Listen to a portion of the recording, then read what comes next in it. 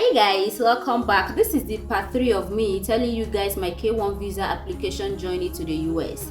In today's video, I want to talk about how my K1 visa main interview went, how it started, the questions that I was asked on that day, and how it ended.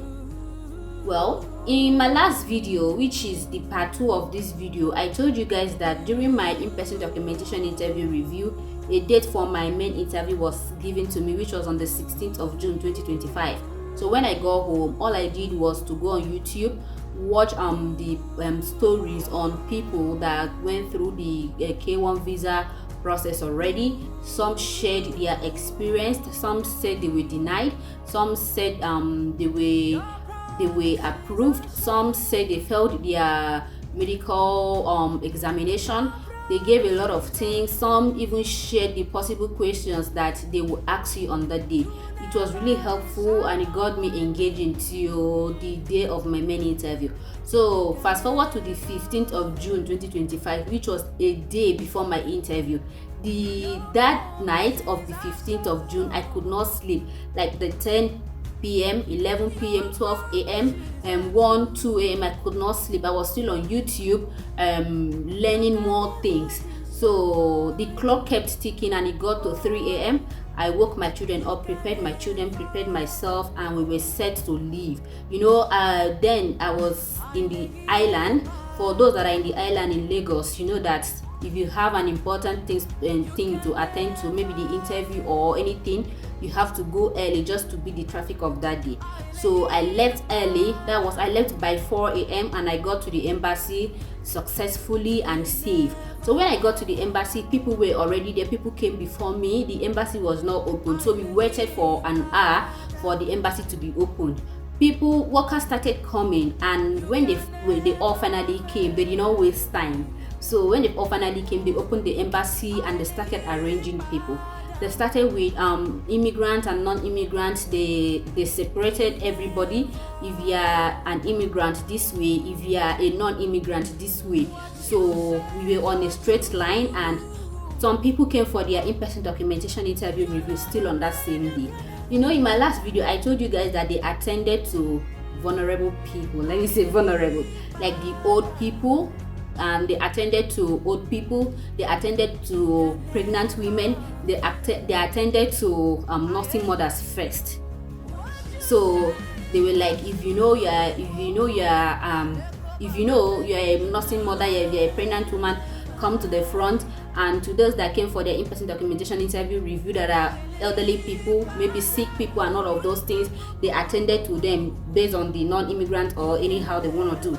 So those are the people they attended to first. So I was part of them. My number was number 11. They gave me a number.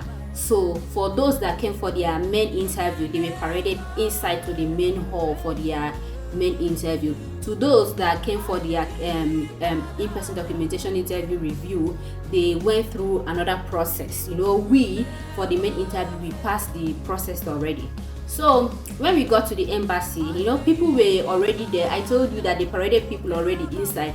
Even before I got to the embassy hall, people were already there. People were already seated, waiting for the interview to commence. So while waiting for some minutes, the consular officers came and they started calling people by their numbers.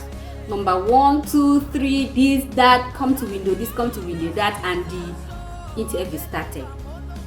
I told you I was number 11.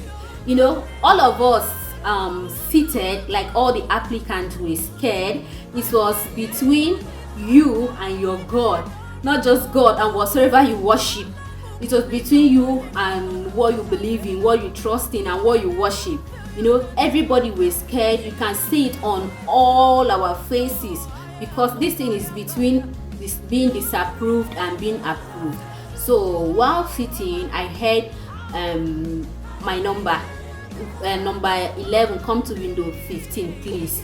I stood up. My kids were playing. The only people that were playing were kids. My kids were playing. I didn't want to delay. When I stood up, I went to window 15.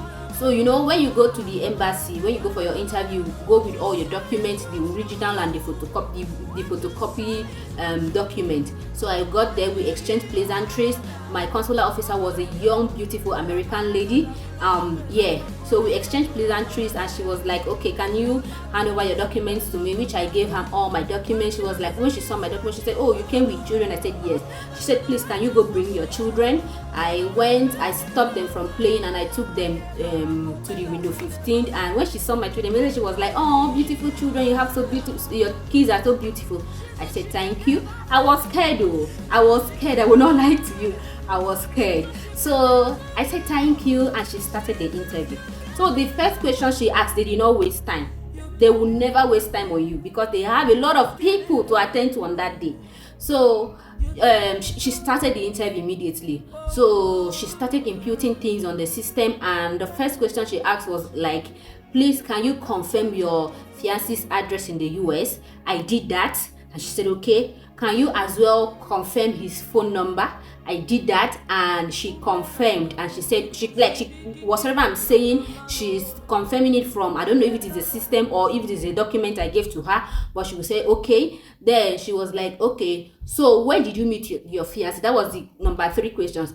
Number 3 question, where did you meet your fiancé? I told her that I met my fiancé at my workplace back in my state. She asked where in my state. I told her Akwa Ibom State, that my fiancé is from Akwa Ibom State also. She said okay, so since you met your fiancé, can you tell me how your engagement party with your fiancé like? I told her that I am an introvert. I don't go out. I just told her what happened on that day. I didn't lie. I told her what happened on that day. She said, okay, that's fine. She said, okay, how has your love life with your fiancé been ever since the time you met him and all of those things? I told her that my fiancé is a sweet soul, he's a nice soul, that he's a go-getter, he has a great mindset, that I love the fact that he takes cognizance of his fatherly duty in his children's life. I told her a lot of things, a lot of good things about my fiancé. She was smiling. She said okay. She said after that, while asking me those questions, she was looking at the system, she was looking at my documents, she was looking at me in the face too. So she was multitasking. So she was doing so many things, still looking at me, and I was looking at her back. I was looking at her eye to eye too. So she said, okay, that's fine. Then she said, the next question was like, when last did your fiancé visit you? I told her that my fiancé visited me in March, early that year, 2025. That my fiancé visited me in March. She said, okay. And she said, after asking me that, she said if she asked again if my fiancé has been married before. I answered her, and she said okay. Then the next question she asked was, at that point she paused. She carried my pictures, started looking at my pictures. You know, I went there with my pictures. I went there with all the evidence of my WhatsApp calls with my fiancé, the messages with my fiancé, the money he has been sending, the money statement with my fiancé. I went there with all my evidence were well detailed. So she was looking at my pictures, and then she was like, who is this? She saw me with my fiancé's mother. She was like, who is this? I said, oh, this is my fiancé's mother. She came for a move. This is when she came for a move. She said, oh, you know your fiancé's mother? I said, yes. She said, wow, so does your fiancé knows your parents too, your mother, your father? I said, yes, he knows my parents too. She said, okay. She was still going through those pictures. She didn't really ask me much questions compared to what I've been watching online. So when she was going through the pictures, I was telling her this is when my fiancé came.